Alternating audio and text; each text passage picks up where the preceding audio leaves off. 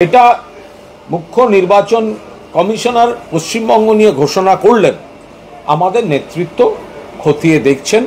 দুই, একজন genuine voter বা একজন জেনুইন নাগরিককে যদি বাদ দেওয়া হয় বা হয়রান করা হয় তাহলে কিন্তু তার প্রতিবাদ হবে। আমরা নির্ভুল স্বচ্ছ ভোটার তালিকা চাই, আমরাই বলেছিলাম, মমতা বন্দ্যোপাধ্যায়ই বলেছিলেন।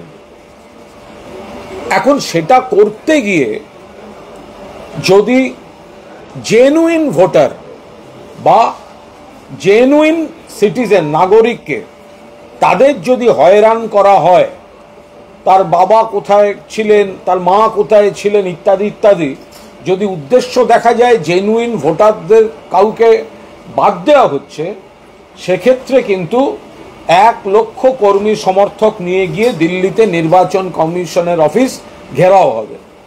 কারণ আমরা চাই ত্রুটি মুক্ত ভোটার তালিকা।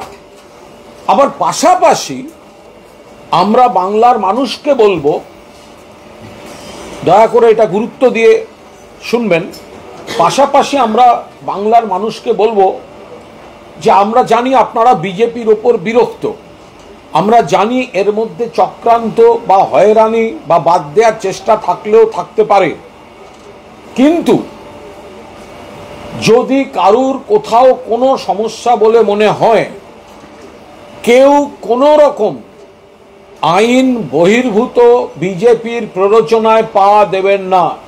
তৃণমূল কংগ্রেস কোনো হিংসাত্মক প্রতিবাদ সমর্থন করবে না। যদি কাউকে কোথাও বাদ দেওয়ার চেষ্টা হয়, যদি দেখা যায় মানুষকে হয়রান করা হচ্ছে, সেক্ষেত্রে সাংবিধানিকভাবে আইনের সাহায্য নিয়ে যথাযথভাবে প্রতিবাদ হবে। মমতা বন্দ্যোপাধ্যায়ের উপর আস্থা রাখুন, অভিষেক বন্দ্যোপাধ্যায়ের উপর আস্থা রাখুন, তৃণমূল কংগ্রেসের উপর আস্থা রাখুন। যদি অনুভব করেন যে আপনি বাদ যাচ্ছেন বা আপনি হয়রানির মুখে পড়ছেন, কারুর কোনো প্ররোচনায় পা দেবেন না, এমন কোনো পদক্ষেপ নেবেন না মাথা গরম করে যাতে অন্য কোনো সমস্যা তৈরি হয়। তৃণমূল কংগ্রেস, রাজ্য সরকার, যারা প্রশাসনে আছেন তারা গোটা জিনিসটা নজর রাখছেন, রাজনৈতিকভাবে আমাদের নেতৃত্ব নজর রাখছেন। ফলে কারুর কোনো সমস্যা হলে আপনি নিশ্চিত থাকুন তৃণমূল কংগ্রেস পাশে থাকবে আইনিভাবে। দেখলেন তো 100 দিনের টাকা দেয়নি, মমতা বন্দ্যোপাধ্যায় ধর্ণা দিয়েছেন, মমতা বন্দ্যোপাধ্যায় চিঠি লিখেছেন, অভিষেক বন্দ্যোপাধ্যায়ের নেতৃত্বে দিল্লিতে ধর্ণা হয়েছে, গোটা তৃণমূল কংগ্রেস পথে নেমেছে, বিজেপি তবু দেয়নি। হাইকোর্ট নির্দেশ দিয়েছে দিতে, দেয়নি, সুপ্রিম কোর্টে গেছিল, আজকে সুপ্রিম কোর্টও বলে দিয়েছে 100 দিনের টাকা দিতে হবে। অর্থাৎ এসআইআর এর ক্ষেত্রে আমরা বলছি, আমরা কিন্তু আইনি পথে যদি কোনো অন্যায় অবিচার কারুর উপর হয়, কেউ কোনো রকম প্ররোচনায় পা দিয়ে কোনো এলাকায় এমন কোনো কাজ করবেন না যাতে বিজেপির রাজনৈতিক প্রচারের হাত শক্তিশালী হয়। মমতা বন্দ্যোপাধ্যায় মাথার উপর আছেন, অভিষেক বন্দ্যোপাধ্যায় পাশে আছেন, গোটা তৃণমূল কংগ্রেস আপনার সঙ্গে আছে। ফলে আমরা আজ জাতীয় নির্বাচন কমিশনের মুখ্য নির্বাচন কমিশনারের যে বক্তব্য শুনেছি, তার অনেকটা কিছু আরও আলোচনা, আরও খতিয়ে দেখার যে অবকাশ আছে, সেগুলো আমাদের নেতৃত্ব আইনসম্মত সমস্ত দিক দেখে সেগুলো খতিয়ে দেখছেন। এটা দেখতে গিয়ে যদি পরবর্তীকালে যা দেখা যাবে, সেগুলো আমাদের সরকার, আমাদের প্রশাসন, আমাদের মুখ্যমন্ত্রী, আমাদের দলনেতা, গোটা তৃণমূল কংগ্রেস এটা খতিয়ে দেখবে। আমরা পরিষ্কার বলছি যে এসআইআরে একজন জেনুইন ভোটারকে আমরা বাদ যেতে দেব না। ভুয়ো ভোটার অন্য রাজ্য থেকে বিজেপি ঢুকিয়েছিল, ওনারা ঢুকিয়েছিলেন, মমতা বন্দ্যোপাধ্যায় প্রতিবাদ করায় সেগুলো বাদ হয়েছে। আর বিজেপি যে ধারণাটা ছড়াচ্ছে বিরোধী দলনেতা বা বিজেপির কোনো নেতা বলছেন এত বাদ যাবে, এই হবে ওই হবে। আমরা পরিষ্কার বলছি ওরা বিভ্রান্তি তৈরি করছে। দেখা যাবে, আমরা বারবার বলছি মতুয়া সম্প্রদায় আপনারা বিজেপির প্ররোচনায় পা দেবেন না।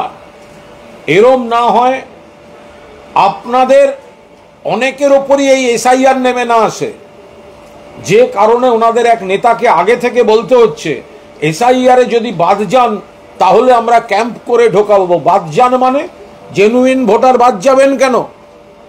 জেনুইন ভোটার বাদ যাবেন কেন? ওরা যে বলছে 1 লাখ ভোটার বাদ যাবে, আমরা ভোটে জিতে যাব।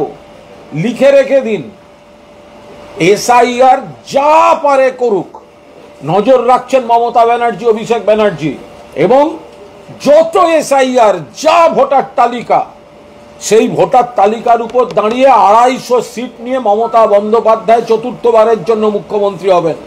কিন্তু ওরা রাজনৈতিক দৃষ্টিভঙ্গিতে অস্থিরতা তৈরির জন্য উদ্দেশ্য প্রণোদিত প্ররোচনামূলক ক্যাম্পেইন করছে।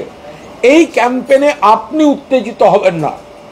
ধরা যাক কোনো এলাকায় কোনো মানুষের নাম এসআইআর থেকে বাদ যাচ্ছে, জেনুইন ভোটার, তাকে বলা হচ্ছে বাবার অমুক নিয়ে এসো, তাকে বলা হচ্ছে মায়ের অমুক নিয়ে এসো, ধরা যাক বাদ যাচ্ছে, তারপরেও আমরা আপনাদের পরিষ্কারভাবে আবেদন করছি মমতা বন্দ্যোপাধ্যায়, অভিষেক বন্দ্যোপাধ্যায়ের উপর আস্থা রাখুন।